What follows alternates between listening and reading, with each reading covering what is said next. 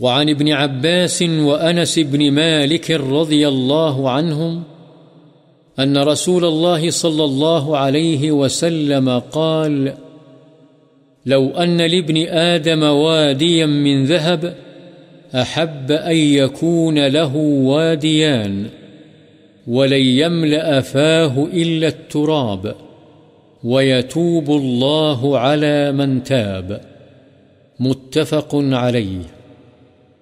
حضرت ابن عباس اور انس بن مالک رضی اللہ عنہم سے روایت ہے کہ رسول اللہ صلی اللہ علیہ وسلم نے فرمایا، اگر انسان کے پاس ایک وادی سونے کی ہو تو وہ اس پر قناعت نہیں کرے گا، بلکہ چاہے گا کہ اس کے پاس 2 وادیاں ہوں۔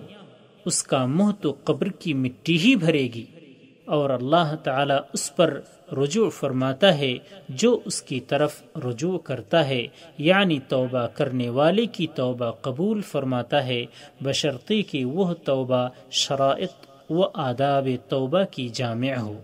بخاری و مسلم۔